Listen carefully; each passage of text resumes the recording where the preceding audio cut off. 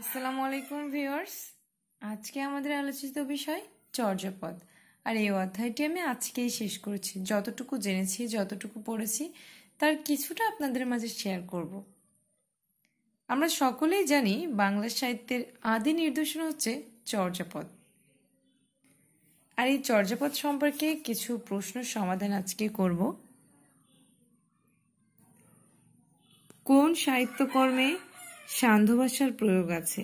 চর্যাপদ। চর্যাপদের টিকাকারের নাম কি? মণি দত্ত। চর্যাপদ রচনাটি বাংলা সাহিত্যের কোন যুগের নিদর্শন? আদি যুগ।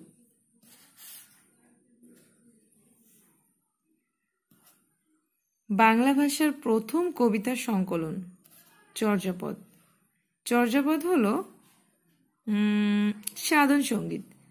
চর্যাপদ হল মূলত গানের সংকলন। চর্যাপদ কোন ধর্মাবলম্বীদের সাহিত্য?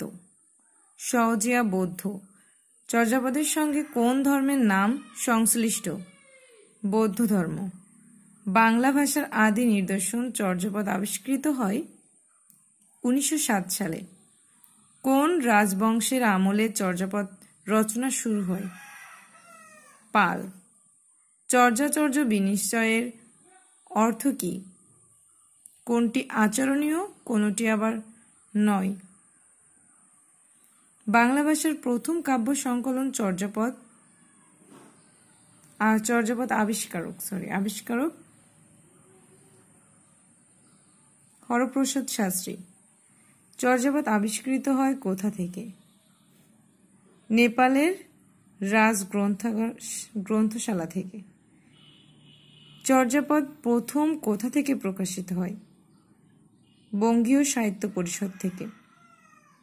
হরপ্রসাদ শাস্ত্রী পুঁথি সাহিত্য সংগ্রহের জন্য গিয়েছিলেন তিব্বত, নেপাল। হরপ্রসাদ শাস্ত্রী চর্যাপদ যে গ্রন্থে প্রকাশ করেছিলেন? 1000 বছরের পুরাণ বাংলা ভাষার বৌদ্ধগান ও দোহা। আমরা এই সাইডে চলে যাই। চর্যাপদ যে বাংলা ভাষায় রচিত, এটি প্রথম কে প্রমাণ করেন? ডক্টর সুনীত কুমার চট্টোপাধ্যায়। সন্ধ্যা ভাষা কোন সাহিত্যকর্মের সঙ্গে যুক্ত? চর্যাপদ। বাংলা সাহিত্যের প্রাচীন যুগের নিদর্শন? দোহাকোষ। কোন জন চর্যাপদের পদকর্তা? শবরপা।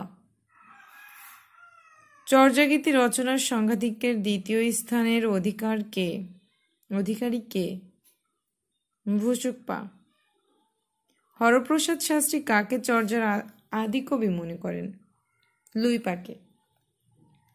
চর্যাপদের এই কবি সম্পর্কে কিছুটা ধারণা রাখতে হবে, সবসময় মনে রাখতে হবে যে আদি কবি লুইপা, সর্বশ্রেষ্ঠ কবি কাহপা, আর হচ্ছে আধুনিক কবি ভুসুকপা, এবং প্রাচীনতম কবি শবরপা। চর্যাপদে কতজন কবির পদ রয়েছে?